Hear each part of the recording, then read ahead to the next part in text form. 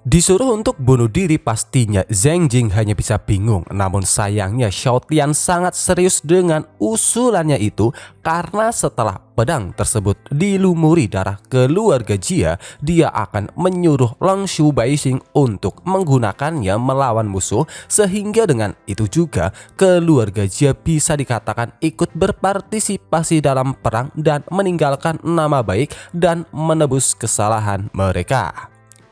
Dimintai pendapat, Long Xiudao pastinya sepemikiran dengan tuannya yang katanya tidak dapat memikirkan alasan lain mengapa Zhang Jing menolak solusi yang begitu sempurna. Apakah jika kau memiliki kekuatan, kau dapat melakukan apapun yang kau inginkan, teriak Zhang Jing yang langsung dijawab bahwa memang itulah kenyataannya. Selain itu, Zhang Jing dan keluarganya selama ini juga melakukan hal tersebut. Di situasi tegang itu, dengan santainya Xiao Tian meminta Zhang Jing untuk memberitahu lokasi rumah harta sebelum mereka bunuh diri karena dia harus menagih biaya kompensasi atas jasanya, termasuk biaya perjalanan dan biaya untuk ide-idenya. Zhang Jing pastinya menjadi semakin marah sehingga dia yang tak mungkin menerima ide tersebut memutuskan untuk melawan. Zhang Jing segera mengaktifkan Jet Fragment Formation dan itu versi lain dari yang sebelumnya yang diajarkan oleh tentara Wuling. Yakin bahwa hari ini adalah hari kematian Xiao Tian, Zhang Jing benar-benar sangat percaya diri saat dia mulai mengorbankan anggota keluarganya sendiri. Adapun Xiao Tian pastinya dengan tenang dia membiarkan Zhang Jing menyelesaikan persiapannya sembari dia juga mengamati apa itu Jet Fragment Formation. Zhang Jing sangat puas pada peningkatan kekuatan di dalam tubuhnya. Xiao Tian yang merasa bosan meminta Long Xiudao untuk mengeluarkan dan membuka reruntuhan naga suci. Mengangkat pedangnya, Zhang Jing segera maju menyerang. Namun konyolnya semua itu hanya tipuan karena dia malah pergi melarikan diri yang bahkan membuat Long Xiudao terkejut padahal dia sudah bergerak untuk melindungi tuannya. Xiao Tian yang sudah menebak hal itu akan terjadi masih bersikap santai yang membuat Long Xiudao cukup terkejut sekaligus kagum karena alasan tuannya menyuruhnya memanggil reruntuhan naga suci untuk alasan itu. Karena bagaimanapun juga setelah formasi reruntuhan naga suci diaktifkan akan secara otomatis menangkap benda-benda yang bergerak melalui ruang di sekitarnya. Mengambil pedang yang seharusnya digunakan untuk bunuh diri, Xiao Tian segera menyuruh Long Xiudao untuk mengeluarkan atau mengembalikan Zhang Jing ke tempat ini. Begitu muncul di hadapan Xiao Tian, pastinya Zhang Jing ya hanya bisa terkejut karena seharusnya dia sudah melarikan diri. Xiao Tian kemudian menyerahkan pedangnya pada Zhang Jing yang hanya bisa meminta pengampunan. Mengabaikan semua itu, setelah menyuruh Long Xiudao merekamnya, Xiao Tian kemudian meminta Zhang Jing untuk menjelaskan semua tindakan yang telah dia lakukan di masa lalu. Intinya Zhang Jing pernah berkolusi dengan tentara Wuling di medan perang untuk membunuh ayahnya sendiri dan menggantikan posisi kepala keluarga. Dengan persetujuan Dewan Tetua Aliansi dari Aliansi 100 Ras, dia juga diam-diam menahan sumber daya dari medan perang Valen Flame Void dan dengan sumber daya itu juga dia bisa meningkatkan kekuatannya ke alam Dao tingkat 20. Dengan berkata jujur, Zhang Jing berharap dia akan diampuni dan Xiao Tian mengiyakannya. Memegang tangannya seolah-olah memaafkannya, Xiao Tian langsung membimbingnya untuk menusuk dirinya sendiri. Aku bisa memaafkanmu, tapi apakah para prajurit yang dibunuh olehmu dan orang-orang tak berdosa yang dibunuh oleh keluarga Jia akan memaafkanmu? Pergilah ke alam baka dan bertanya secara langsung pada mereka, teriak Xiao Tian. Zhang Jing yang mengingat kematian ayahnya secara tak sadar memanggilnya yang membuat Xiao Tian merasa jijik dan berkata bahwa dia bukan ayahnya.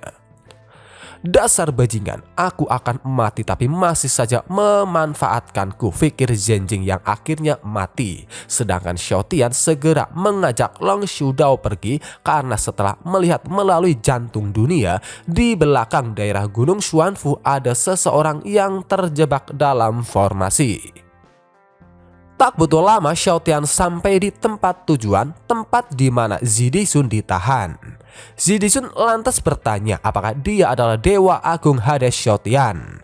Tak langsung menjawabnya, Xiaotian sendiri mulai merenung karena adegan di depannya sekarang tampak familiar dan melihat warna rambutnya yang pirang. Xiaotian lantas bertanya apakah nama keluarganya Zi, karena bagaimanapun juga Xiaotian benar-benar tak ingin kejadian yang pernah terjadi antara dia dengan ayah mertua Lu Taotian terulang kembali. Dengan seksama, Xiaotian mulai mengeceknya. Zidisun yang mengira Xiaotian datang untuk menangkapnya pada akhirnya berpura-pura menjadi orang lain, dan itu Zhao Shentong.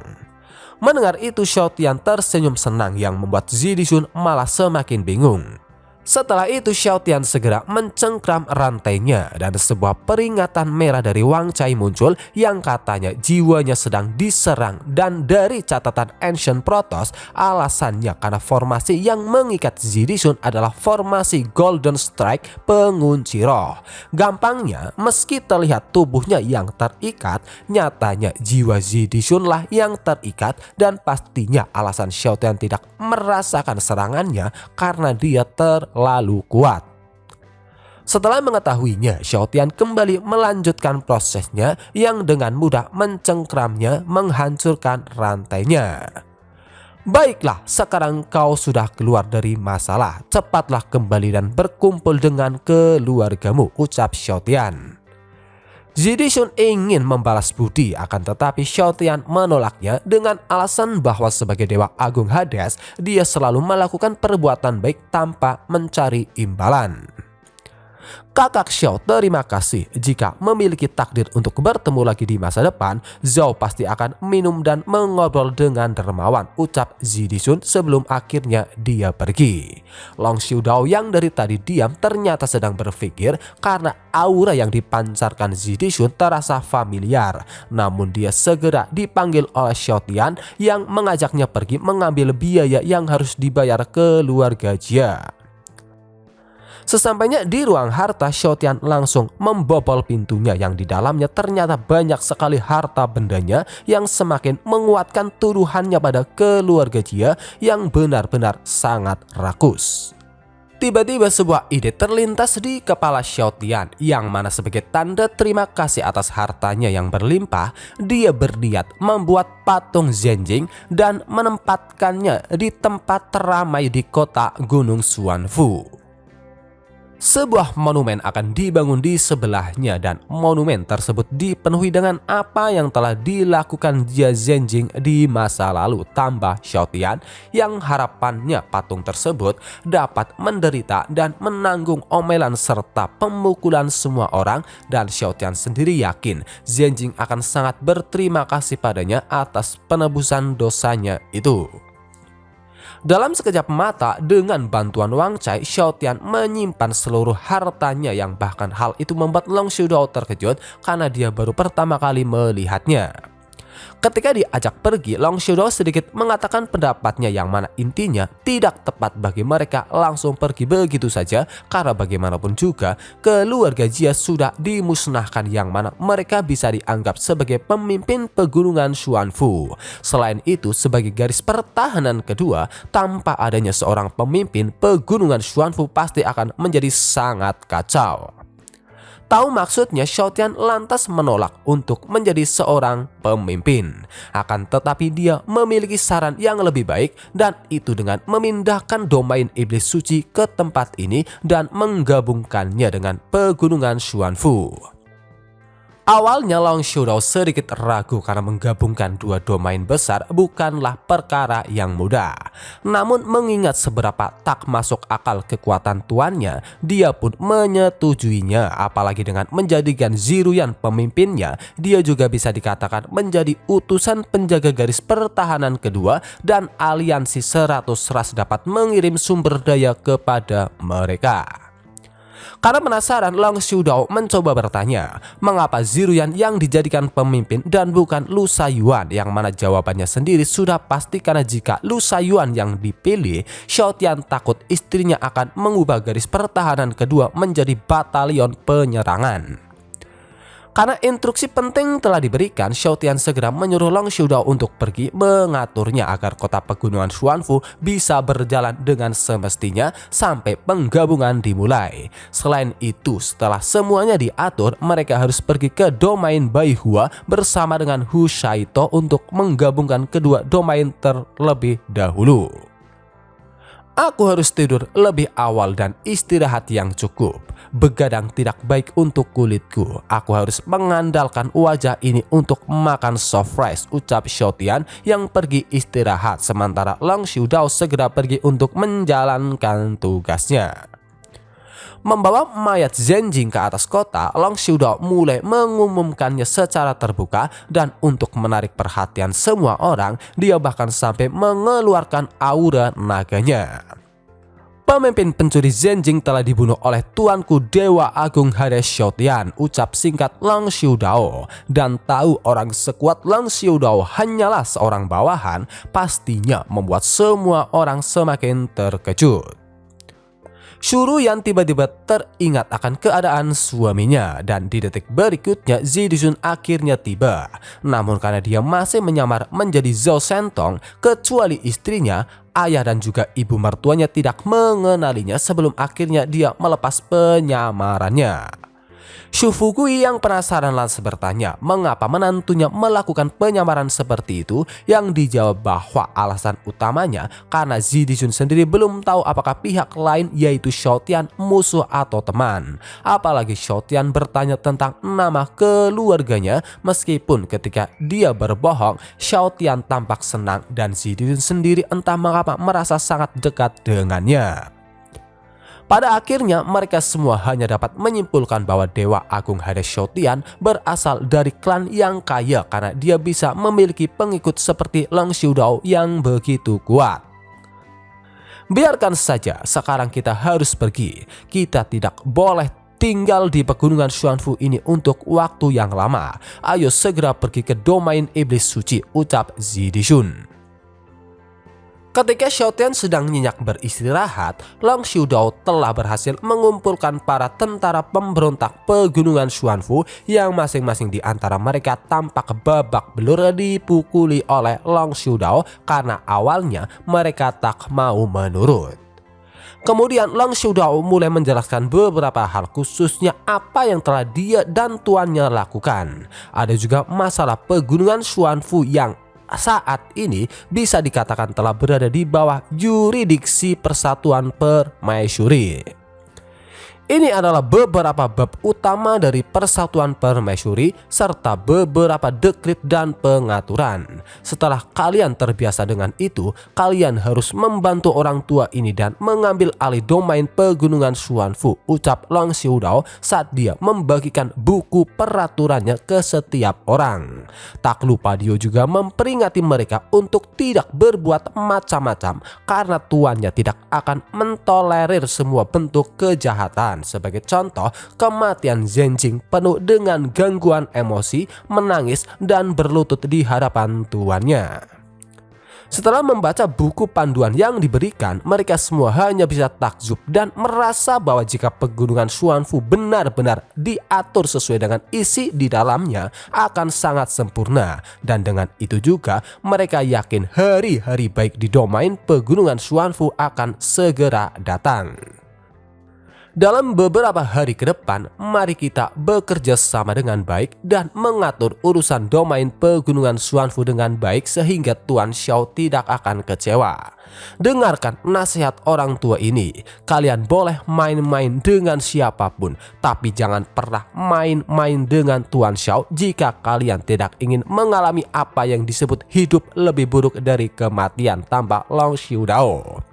Kemudian Long Xiudao memberikan mereka pil yang katanya bisa membuat mereka tidak pernah makan, minum, atau tidur selama 7 hari sehingga mereka bisa memanfaatkan waktu itu untuk menyelesaikan secara singkat masalah-masalah pegunungan Xuanfu yang disebutkan oleh Xiao Tian.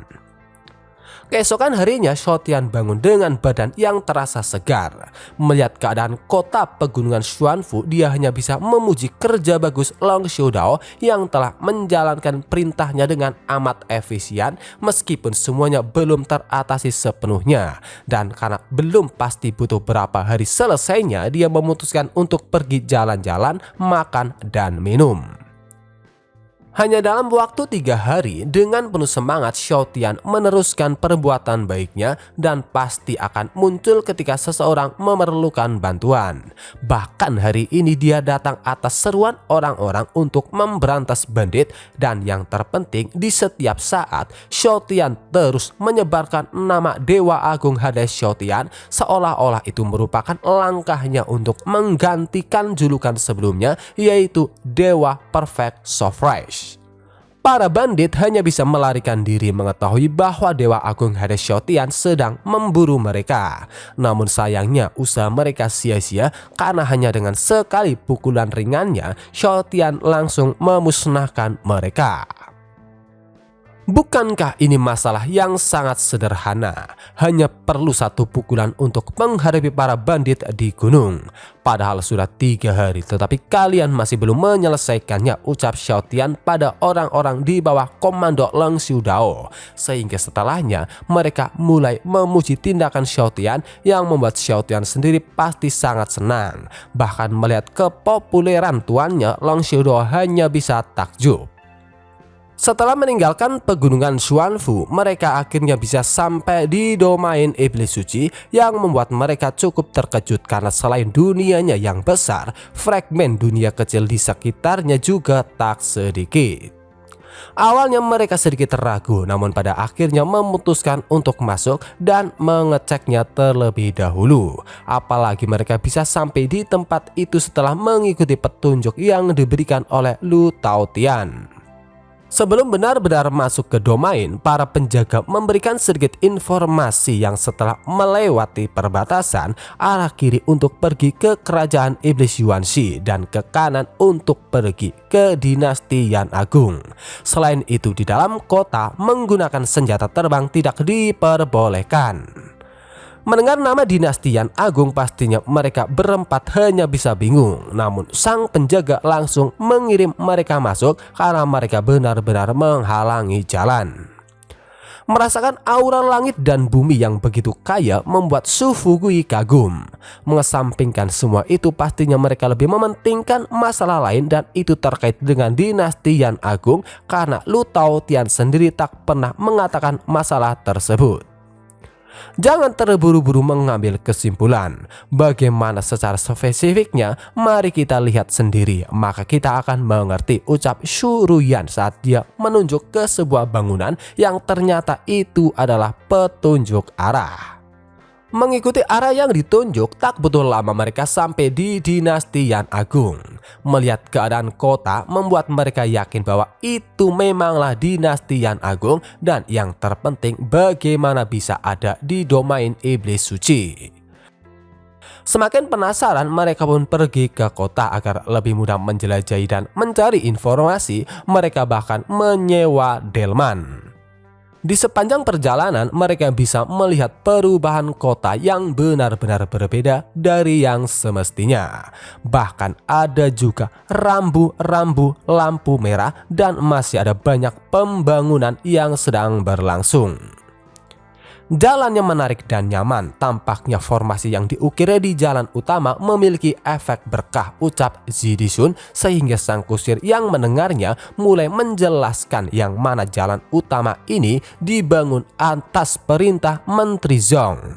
Dengan jalan seperti itu, kehidupan setiap orang menjadi lebih mudah. Meskipun berjalan kaki, formasi yang ada di dalamnya dapat menghilangkan rasa lelah dan membantu orang berjalan lebih mudah. Mendengar nama Zhong dan apa yang telah dia perbuat, pastinya membuat Zidisun tersenyum senang.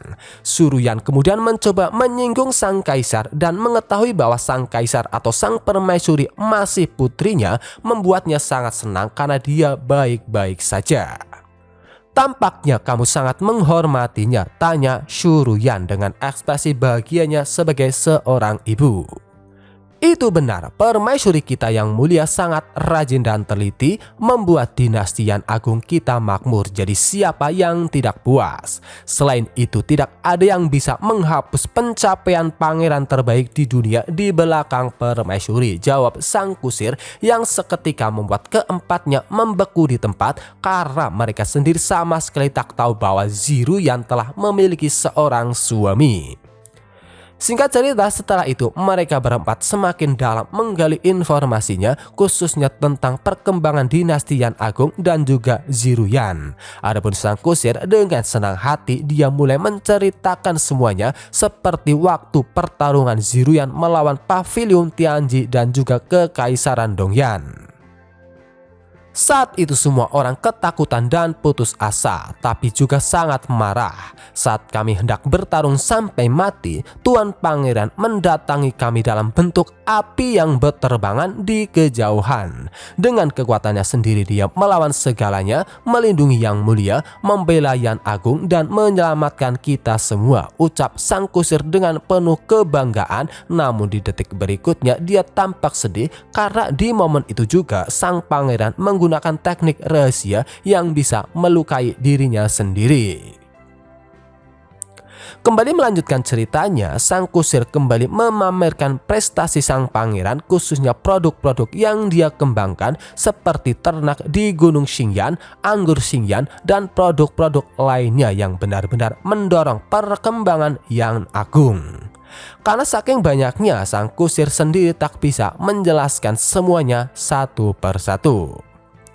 Ingat episode menarik sang pangeran, sang kusir menceritakan tentang kemunculan Xiao Tian di medan perang. Yang awal muncul dia berusaha menyembunyikan identitasnya dan bahkan mengenakan topeng hantu, yang sayangnya semua itu sia-sia karena tak mungkin rakyat yang sangat mengaguminya tidak mengetahui identitasnya. Mendengar kata topeng hantu, seketika mereka berempat ingat pada Dewa Agung Hades Xiao Tian yang muncul di pegunungan Xuanfu. Namun dengan segera Zidishun menyangkalnya dan yakin bahwa mereka adalah orang yang berbeda. Sang kusir kemudian menunjukkan patung kayu berbentuk Xiao Tian saat dia dengan lantang menjelaskan bahwa sang pangeran juga memiliki julukan dan itu adalah Dewa Perfect Soft Rice Xiao Tian. Meskipun awalnya mereka cukup terkejut dengan julukan aneh tersebut, mendengar nama Sofresh seketika Shu Fugi melirik ke arah menantunya. Zidishun yang sadar segera membantahnya. Namun yang membuat mereka sedikit terheran karena sang kusir malah semakin bersemangat membahas tentang julukan sang pangeran yang katanya Perfection melambangkan perbuatan baik sang pangeran, Dewa melambangkan kekuatan sang pangeran, dan Sofresh melambangkan semangat sang pangeran. Sesama Sofresh, mengapa aku selalu diajak di keluarga Shu, tetapi orang-orang sangat menghormati Xiao Tian? Masih bisakah kau menunjukkan semangat muliamu dari makanan? Apakah hal semacam itu juga bergantung pada bakat, fikir Zidishun yang entah mengapa sedikit murung mengingat nasibnya yang sama dengan Xiao Tian, akan tetapi perlakuan yang diterima berbanding terbalik. Ziruyan yang mengira suaminya sedang mencemaskan identitas Xiao Tian lantas menghiburnya karena mereka belum tentu orang yang sama. Zidishun yang mendengarnya kembali dipenuhi semangat saat dia memuji Xiao Tian yang telah menyelamatkannya, yang bahkan sudah dia anggap sebagai kakaknya sendiri. Jika itu benar-benar orang yang sama, melihat kakak Zi meneriakkan kakak Xiao dalam satu gigitan, itu akan sangat memalukan, pikir Ziruyan yang tak bisa membayangkan kalau Xiao Tian yang menyelamatkan suaminya adalah menantunya sendiri. Sementara itu di istana, ketika Ziruyan sedang bekerja, tiba-tiba Yu'er datang karena ada sesuatu yang terjadi. Ketika ditanya apa itu, dia pun segera menunjukkan sebuah daftar yang ternyata itu mencatat kedatangan Zidishun, Ziruyan, Liu Guixiang, dan Shu Fugui saat mereka memasuki domain iblis suci. Melihat nama kedua orang tuanya dan bahkan kakek neneknya pastinya membuat Ziruyan cukup terkejut. Ayah ibu, akhirnya kalian kembali, pikir Ziruyan. Melihat ekspresi sedih ibunya, Yu-er berusaha menghiburnya. Melihat kelucuan putrinya, Ziruyan pastinya luluh. Sehubungan dengan orang tuanya, dia harus melihatnya dengan mata kepalanya sendiri dulu untuk memastikan identitas mereka secara menyeluruh. Bertanya cara mengecek mereka apakah palsu atau tidak, Yu-er berkata bahwa caranya sangat mudah, yang mana Ziruyan hanya tinggal meledakkan kekuatan darah ortodoks manusia, dan jika lawannya juga mengalami semburan aura yang sama, itu berarti pihak lain memang Zidishun yang asli. Mereka baru saja memasuki portal wilayah selatan dan belum pergi, ucap Yu-er saat kembali ditanya di manakah mereka sekarang, sehingga dengan itu juga mereka berdua pergi mencarinya.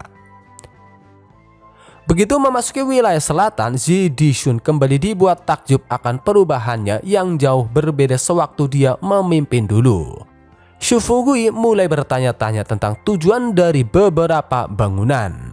Mendengar itu, layaknya seorang pemandu wisata, sang kusir kembali menjelaskannya, yang mana intinya itu adalah kawasan pemukiman yang diciptakan oleh sang pangeran. Selain itu, perbendaharaan dinasti Yan Agung dan kerajaan iblis Yuanxi berada di bawah pengawasan sang pangeran, dan tuan pangeran sendiri mempunyai cara yang baik untuk menghasilkan uang, sehingga masalah sumber daya sama sekali tak menjadi masalah.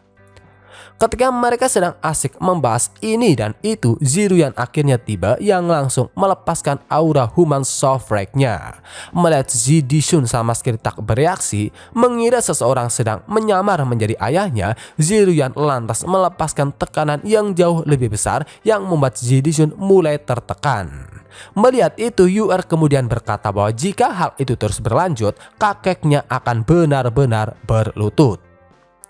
Ibu itu memang kakek dan darah di tubuhnya asli, ucap Yu-er, yang membuat Ziruyan bingung karena ayahnya begitu lemah. Sehingga sekali lagi Yu-er menjelaskannya, yang intinya karena selalu berada di sisi ayahnya yaitu Xiaotian, garis keturunan ibunya yaitu Ziruyan menjadi terlalu kuat. Dan itu juga berlaku pada Lu Shaiyuan yang kemungkinan besar akan menekan garis keturunan ayahnya. Setelah mendengar itu, barulah Ziruyan menghentikan tindakannya dengan perasaan yang pastinya sedikit canggung. Singkat cerita, setelah itu mereka pergi ke istana. Bisa pulang kembali ke rumah membuat Zidishun merasa senang. Mencoba menggoda putrinya atas perbuatan sebelumnya, Shuruyan langsung memarahi suaminya, apalagi Ziruyan benar-benar terlihat malu. Karena sudah lama tak bertemu, Ziruyan langsung berpelukan dengan ibunya untuk melepaskan rasa rindu. Dipeluk oleh ibunya, sikap tegas Ziruyan pastinya sepenuhnya hilang, digantikan dengan sikap manja. Akan tetapi di saat itu juga tiba-tiba Ziruyan bisa merasakan perasaan tak enak, dan benar saja semua itu karena sikap manjanya disaksikan oleh Lu Shaiyuan dan Longshu Baixing. Sudah berapa lama kalian di sini? Tanya Ziruyan, sehingga Lu Shaiyuan dan Longshu Baixing langsung mempraktekkan adegan saat Ziruyan dengan manja memeluk ibunya. Bahkan Lu Shaiyuan sendiri mengaku telah meminta Yu-er merekam momen itu agar bisa menunjukkannya pada Xiaotian. Alhasil Ziruyan yang kesal segera mengejar Lu Shaiyuan, yang membuat keduanya kembali bertengkar. Sedangkan Longshu Baixing, dia langsung menyapa keempatnya, bahkan dia sempat menawarkan makanan yang sedang dia bawa. Membicarakan tentang Lu Taotian, Longshu Baixing menjelaskan bahwa saat ini dia tidak ada di alam iblis suci dan sedang berada di medan perang. Namun kemungkinan besar saat ini dia telah ditangkap, sehingga semua orang sedang bersiap untuk menyelamatkannya tanpa tahu bahwa Xiaotian sudah menyelamatkannya. Shuruyan kemudian meminta agar Longshu Baixing mau memberitahu mereka apa yang sebenarnya yang telah terjadi, sehingga setelah itu pun Longshu Baixing mulai menceritakan semuanya. Sementara itu di sisi lain, setelah urusan pegunungan Xuanfu selesai, bersama dengan Long Xiudao dan Hu Shaito, mereka langsung pergi ke domain Baihua. Xiao Tian menjadi semakin penasaran dengan domain Baihua karena dari pengamatannya, jantung dunia domain Baihua telah dipadatkan, sedangkan Hu Shaito sendiri mengatakan tidak. Apalagi pada dasarnya memadatkan jantung dunia bukanlah perkara yang mudah. Baru saja senang, kesenangan itu segera hilang karena dari hasil analisa Wang Cai, selain jantung dunia telah dipadatkan dan penghalang dunia penuh dengan formasi, akan tetapi secara perlahan domain Baihua sepertinya sedang terkikis, yang jika dibiarkan begitu saja dalam waktu 15 hari, domain Baihua akan menurun ke alam dunia bawah. Dalam 54 hari lagi, domain Baihua akan menjadi dunia yang tandus. Mengapa seluruh dunia mengincarku? Mengetahui bahwa domain Baihua akan dimasukkan ke dalam domain iblis suciku, apakah kau masih ingin mencuri dariku? Apakah ada hukum kerajaan? Apakah ada keadilan? Teriak Xiao Tian dalam benaknya yang membuat Long Xiudao bingung. Karena sudah terlanjur marah, merasa bahwa seseorang telah mencuri barangnya, Xiao Tian langsung memasuki domain Baihua. Begitu masuk, melihat kampung halamannya sekarang, Hu Shaito berkata bahwa dulu domain Baihua tidaklah seperti itu, yang mana awalnya tempatnya terlihat seperti hutan biasa dan semua orang tinggal di dekat kota Dewa Bunga. Mengesampaikan masalah itu, Xiao Tian menyuruh Hu Shaito membawanya ke tempatnya dulu dia tinggal. Tak lupa Xiao Tian juga memberi Hu Shaito sebuah topeng dan saat sedang menyamar harus memanggilnya Dewa Hades. Tuan Xiao, seberapa takutnya Anda jika orang lain menyebutmu Dewa Perfect Surprise, pikir Long Xiudao. Di area inti domain Baihua, tepatnya di istana yang terletak di atas pohon, beberapa orang termasuk kepala klan bernama Hushin terlihat sedang berada di situasi yang buruk karena mereka sedang dijerat oleh seorang pria asing bernama Di Xinlu. Ternyata Di Xinlu adalah orang yang memadatkan jantung dunia dan bahkan pohon dewa bunga kuno menuruti kata-katanya. Dan tentu saja Di Xinlu menyadari tentang kedatangan Xiao Tian yang menerobos masuk ke domain Baihua.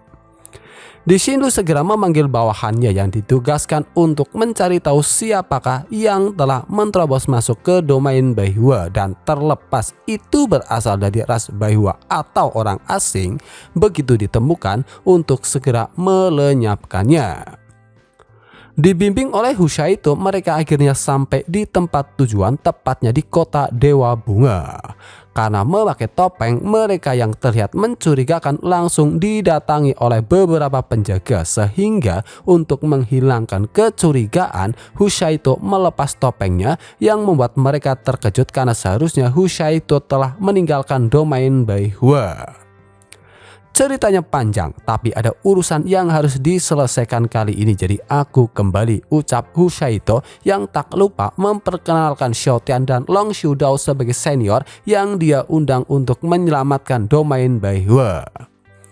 Tiba-tiba Xiao Tian malah bertanya, apakah pohon anak dewa bisa digunakan untuk membuat tusuk sate barbeque? Adapun alasannya hanya karena Xiao Tian bisa mencium aromanya yang sangat segar, yang pastinya sangat nikmat jika dijadikan tusuk sate untuk menusuk daging dari peternakan Xingyan. Mendengar itu, Hu Shaito dan juga para penjaga mulai panik karena kata-kata yang diucapkan oleh Xiao Tian merupakan penghinaan terhadap pohon dewa bunga kuno yang akan membuatnya marah dan menjatuhkan hukuman. Benar saja, mendengar kata-kata Xiao Tian, pohon anak dewa bunga kuno bereaksi dan ranting-rantingnya meluncur ke arah Xiao Tian yang malah membuat Xiao Tian menganggapnya menarik.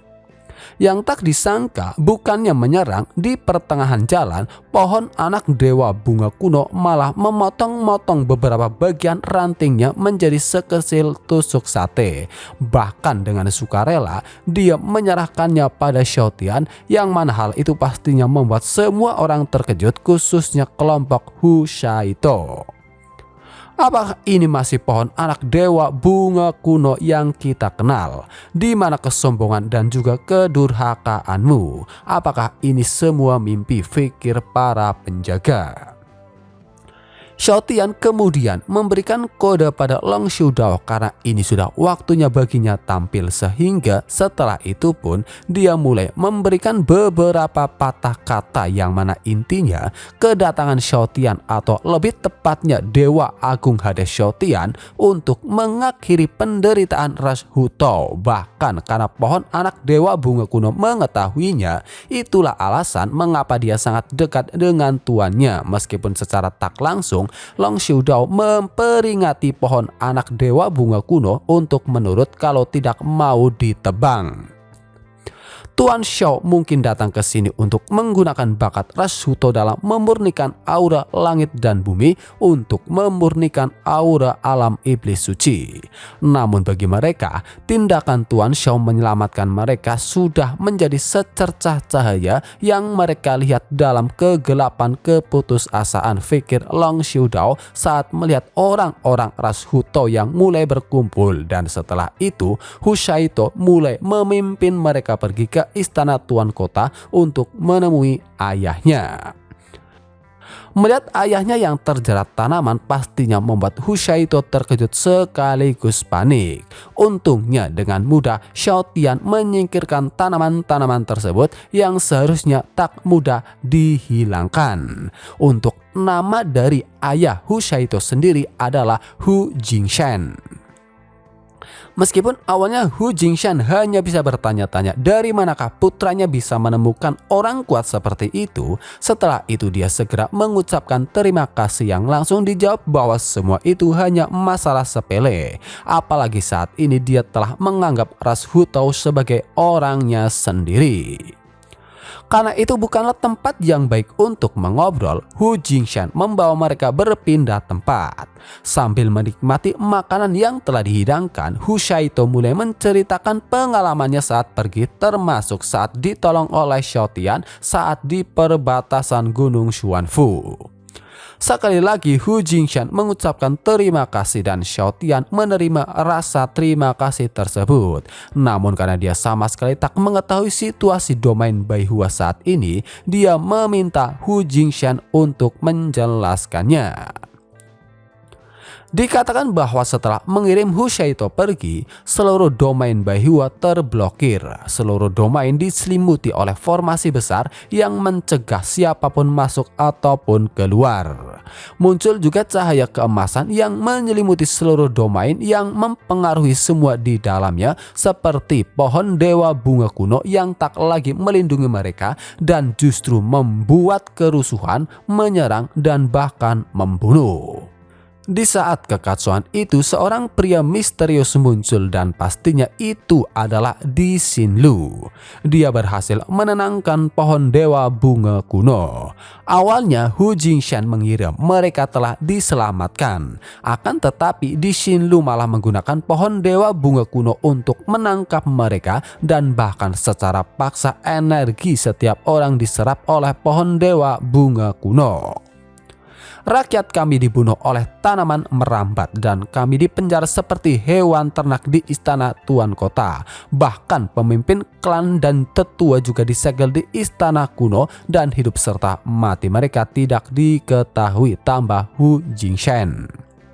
Adapun alasan mengapa Hu Jingshan yakin bahwa pohon dewa bunga kuno dan pohon anak dewa bunga kuno dikendalikan oleh Di Xinlu, karena ketika dikendalikan, pohon dewa akan diselimuti oleh lapisan cahaya keemasan, dan garis-garis yang mengalir pada cahaya keemasan sama dengan yang mengalir pada tanduk emas di kepala Di Xinlu. Untuk lebih meyakinkan, Hu Jingshan bahkan sampai menunjukkan proyeksi bentuk dari tanduk Di Xinlu yang membuat Wang Cai langsung yakin bahwa Di Xinlu memang berasal dari ras Ancient Protoss. Aku sudah mengerti, makanlah sesuatu terlebih dahulu. Saat kenyang kau akan memiliki kekuatan untuk menangkap pencuri itu, ucap Xiao Tian. Sementara itu di kota, pembunuh yang dikirim oleh Di Shinlu terlihat sedang mencari mangsanya yang pastinya itu adalah kelompok Shoutian. Alangkah terkejutnya dia melihat kondisi pohon anak dewa bunga kuno yang saat ini telah gundul sepenuhnya. Namun dengan penemuan itu dia menjadi tahu di mana Shoutian setelah mendengar orang-orang di sekitar pohon membicarakannya. Dewa Agung Hades Shoutian, nikmatilah kedamaian sebelum malam tiba, pikir sang pembunuh tanpa tahu seberapa mengerikannya mangsanya kali ini. Malam harinya sang pembunuh segera mendatangi rumah tuan kota. Dengan sikap angkuh dan penuh percaya diri dia langsung masuk lewat pintu depan. Dia langsung bergerak ke belakang Shoutian dan bersiap menyerang. Namun di detik berikutnya dia mulai ragu karena dia merasa semuanya berjalan sangat mudah, apalagi pihak lain bisa dikatakan sosok yang kuat. Pastinya semua pergerakan sang pembunuh sepenuhnya disadari oleh Shoutian. Adapun sang pembunuh, keraguannya semakin bertambah dan bahkan dia sampai mengambil sebuah kesimpulan yang mana Shoutian di depannya adalah target palsu yang disiapkan untuk menipu dirinya. Jelas ada yang mengaturnya untuk mengalihkan target dan membuatku berpikir bahwa Shoutian adalah masternya. Long Xiudao adalah gambaran pria kuat yang dimaksud oleh master. Menyembunyikan jejaknya, melakukan penyelidikan secara diam-diam dan bertindak secara rahasia. Shoutian ini jelas merupakan alat yang dia gunakan untuk mengalihkan target pembunuhan, pikir sang pembunuh. Secara diam-diam Shoutian melirik ke arah Long Xiudao, bahkan dia sampai berkata padanya untuk selalu waspada. Long Xiudao malah agak bingung dengan kata-kata tersebut dan di saat itulah sang pembunuh melancarkan serangannya sebelum akhirnya melarikan diri. Namun yang tidak diketahui oleh sang pembunuh, Long Xiudao tidak memiliki tubuh fisik sehingga serangan seperti itu meskipun menghancurkan wujudnya itu sama sekali tak bisa membunuhnya. Meskipun ada sedikit keraguan karena yang dia bunuh rasanya bukanlah makhluk berdaging dan berdarah, sang pembunuh pastinya cukup puas karena telah berhasil menjalankan perintah. Namun sayangnya di detik berikutnya dari arah pintu keluar atau lebih tepatnya dari arah portal yang dia buat, sebuah tangan muncul yang pastinya itu adalah Shoutian yang langsung mencengkram pundaknya dan menariknya kembali. Meskipun musuh adalah seorang wanita, Shoutian tak kenal ampun dan langsung menginjaknya bersamaan dengan dia yang mengucapkan beberapa patah kata tentang tindakan keji yang dilakukan oleh sang pembunuh tanpa membiarkannya berbicara. Mengesampingkan tentang masalah sang pembunuh, Hu Shaito dan juga ayahnya lebih mengkhawatirkan tentang keadaan Long Xiudao. Namun sebelum Shoutian sempat menjelaskannya, secara perlahan Long Xiudao muncul kembali yang langsung bisa mengidentifikasi identitas sang pembunuh yang berasal dari ras Mistblade. Tuan Xiao, ras Mistblade adalah ras yang pandai membunuh. Mereka sangat berbakat, tertutup kabut hitam dan dapat dengan mudah bersembunyi di kegelapan.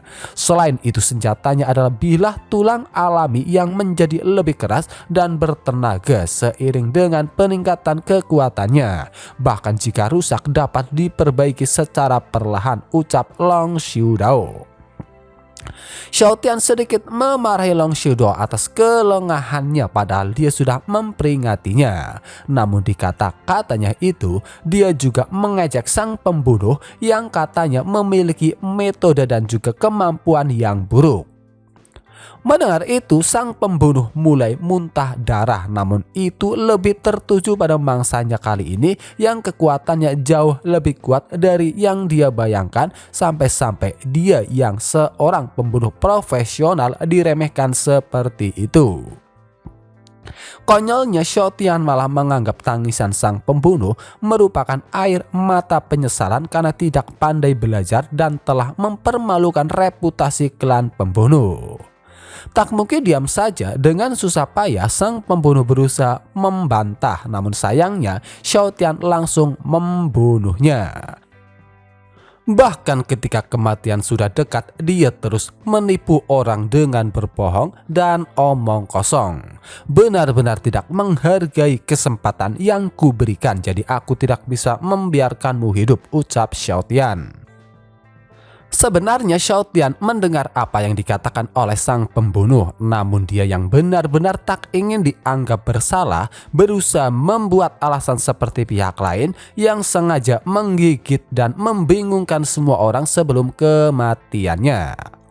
Adapun mereka bertiga pastinya hanya bisa berpura-pura tidak melihat ataupun mendengarnya, khususnya Long Xiudao yang sudah memahami seperti apa karakter tuannya, apalagi dia sendiri telah berkali-kali melihat nasib buruk seseorang yang berani menyinggung tuannya.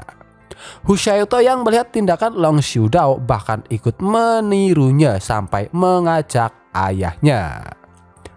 Entah mengapa mayat sang pembunuh tiba-tiba mencair, dan dari sisa-sisa tersebut, atau lebih tepatnya dari arah bawah tanah, Xiao Tian bisa merasakan aura spesifik dari domain Bai Hua. Tak ingin repot-repot menganalisanya, Xiao Tian memilih untuk mempercayakan semua itu pada Wang Cai. Setelah menerima data domain Bai Hua dan menganalisanya, kesimpulan pun didapat yang mana setelah kematian anggota klan Mistblade, sisa kekuatan daging dan darah telah diserap seluruhnya oleh akar pohon dewa bunga kuno dan juga pohon anak dewa bunga kuno yang ada di kota Loning. Gampangnya, pohon dewa kuno yang ada di domain Bai Hua sebenarnya tidak melindungi ras Huto karena sistem pohon akar suci yang menyebar ke seluruh domain terus-menerus menyerap nutrisi dari domain ini dan memperkuat dirinya sendiri. Bahkan jika nenek moyang ras Huto tidak mengambil dahan yang disebut pohon suci ketika masih lemah dan menanamnya di berbagai kota, dapat dipastikan bahwa klan Huto sudah lama hilang. Pastinya Hu Xiaoto dan ayahnya sedikit sulit mempercayainya karena sejak lahir mereka merasa telah diberkahi oleh pohon dewa bunga dan juga anak-anak pohon dewa bunga kuno. Tak ingin repot-repot menjelaskannya, Xiao Tian langsung menunjukkan apa maksudnya, yang mana dia tiba-tiba mencabut bunga di atas kepala Hu Xiaoto yang membuatnya bertanya-tanya apakah ada masalah dengan kepala bunga klan mereka. Namun yang tak Hu Jingshan duga, ternyata ada juga buah yang tumbuh di atas kepala putranya. Namun dengan melihat itu, dia akhirnya sadar bahwa kemungkinan besar berkah yang diberikan oleh pohon dewa bunga kuno sebenarnya bukanlah berkah, melainkan sebuah parasit. Setelah disuruh memakan buahnya, Hu Xiaoto langsung memakannya dan seketika energi besar yang mirip seperti api mulai berkobar mengelilinginya, dan dari apa yang dijelaskan oleh Xiao Tian, itu merupakan berkah atau kekuatan yang diserap oleh pohon dewa bunga kuno, sehingga setelah Hu Xiaoto memakannya, kekuatan tersebut kembali ke tubuhnya. Begitu selesai, penampilan Hu Xiaoto berubah drastis, yang mana selain wujudnya yang semakin tampan, rambutnya juga telah berubah menjadi warna hijau. Selain itu, kali ini dengan bebas dia bisa memunculkan atau bahkan menyembunyikan tanaman yang tumbuh di atas kepalanya. Tuan Xiao, sumberku telah kembali dan aku telah mewarisi ingatan dalam pikiranku. Namun pohon dewa bunga kuno terus menghalangi kita dalam beberapa tahun terakhir, mengakibatkan kurangnya warisan garis keturunan kita, ucap Hu Xiaoto. Dia juga bercerita tentang asal-usul rasnya yang sebenarnya adalah ras dewa bunga yang berasal dari ras kuno dan juga kuat. Mereka memiliki cara untuk membudidayakan pohon dewa bunga dan memiliki penekan garis keturunan alami terhadap pohon dewa bunga kuno, sehingga kemungkinan besar itulah alasan utama mengapa pohon dewa bunga kuno secara diam-diam menjarah garis keturunan mereka. Sial, aku seharusnya menunggu sampai udaranya dimurnikan sebelum membantu mereka pulih, pikir Xiaotian. Namun pada akhirnya dia menganggapnya hanya sekedar perbuatan baik dan selanjutnya membantu Hu Jingshan pulih seperti putranya. Xiaotian bertanya pada Long Xiudao apakah dia tahu tentang ras Dewa Bunga yang sayangnya tidak mengetahuinya, sehingga Xiaotian hanya meminta agar Long Xiudao memberitahunya jika orang yang dicurigai dari ras Ancient Protoss datang ke domain Baihua. Namun yang membuat Long Xiudao cukup terkejut karena tuannya sama sekali tidak mengatakan bahwa ras Ancient Protoss melakukan semua ini bukan untuk mengincar dirinya, karena jika kita ingat-ingat kembali semua masalah-masalah yang diatasi oleh Xiaotian hanya karena dia mengira pihak lain mengincar dirinya atau memprovokasinya. Sementara itu di tempat lain, Di Xinlu terlihat sedang melakukan sesuatu tepat di bawah pohon dewa bunga kuno dan ternyata dia sedang mematangkan buah dewa. Dia tiba-tiba menerima berita dari pohon dewa bunga kuno tentang kematian pembunuh yang dia kirim. Ketika Di Xinlu sedang kesal karena rencananya gagal termasuk terbebasnya ras Baihua dari parasitisme, baru saja dia berpikir untuk menyerang terlebih dahulu, Xiaotian dan kelompoknya malah sudah sampai di tempat itu. Bahkan dengan santainya Xiaotian mengambil dan memakan buah dewa. Buah ini lumayan enak, apakah masih ada lagi, ucap Xiaotian yang pastinya benar-benar membuat Di Xinlu terkejut. Namun mengabaikan semua itu, dia malah juga membagikannya pada Long Xiudao dan juga Hu Shaito. Karena meskipun enak namun tidak ada rasanya, Xiaotian sedikit mempertanyakannya dan setelah tahu bahwa mungkin saja buah tersebut belum matang, dia hanya bisa terkejut dan tak bisa membayangkan seenak apa jika sudah matang. Begitu melihat sosok Xiaotian, Di Xinlu malah mulai gemetar karena sebelumnya ternyata dia pernah melihatnya, tepatnya melihat langsung ketika Xiaotian sedang beraksi di wilayah Gurun Tandus Selatan, yang mana hanya dengan satu pukulan dia dapat menghancurkan aturan langit dan bumi. Bahkan setelah adegan itu dia mengingatkan dirinya sendiri untuk selalu mengingatnya dan tidak boleh memprovokasinya. Bagaimana bisa aku memprovokasi dia di sini? Aku belum mau mati, pikir Di Xinlu. Ditanya apakah dirinya berasal dari ras Ancient Protoss, dengan sangat patuh Di Xinlu melepas jubahnya dan berkata bahwa dia memang berasal dari ras Ancient Protoss. Tak lupa dia juga memperkenalkan namanya serta memberi salam hormat. Ketika ditanya apakah mereka pernah bertemu, dia menceritakan semuanya termasuk ketika dia melihat langsung adegan Xiaotian memotong ruang yang luas di domain Gurun Tandus Selatan. Kembali mengenakan jubahnya, Di Xinlu tersenyum senang karena dia yakin selama pujiannya cukup bagus, dia mampu membuat Xiaotian bangga dan berpuas diri, yang mana hal itu juga bisa membantunya mengulur waktu agar bisa menggunakan pohon dewa bunga kuno untuk menghancurkan jantung dunia dan seluruh domain Baihua. Bahkan di saat yang bersamaan juga, secara diam-diam akar dari pohon dewa bunga kuno telah melilit Long Xiudao, Hu Shaito dan juga ayahnya.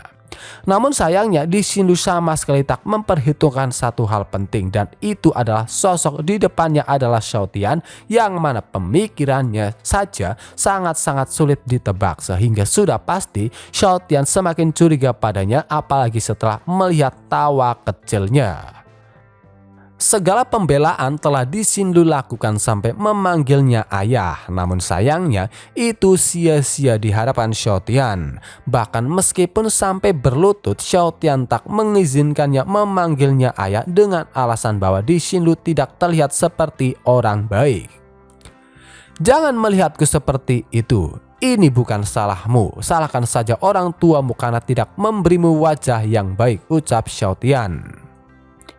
Akhirnya waktu yang ditunggu telah tiba. Sikap patuh Di Xinlu langsung digantikan dengan kesombongan karena kali ini dia benar-benar mampu mengendalikan pohon dewa bunga kuno untuk menghancurkan jantung dunia. Namun sayangnya ketika dia ingin melarikan diri, Shao Tian menghentikannya dan dengan santainya dia mengambil jantung dunia domain Beihua, yang mana hasilnya benar-benar membuat Di Xinlu sangat-sangat terkejut karena bagaimanapun juga dia tidak tahu bahwa Shao Tian pernah melakukan hal semacam itu saat dia berada di pegunungan Xuanfu. Apalagi dari awal dia mengira Shao Tian bisa menghancurkan tatanan langit dan bumi berkat pedangnya. Aku benar-benar membuat beberapa kesalahan. Ternyata bukan karena pedangnya adalah senjata Dao yang ampuh sehingga aturan langit dan bumi menghindarinya.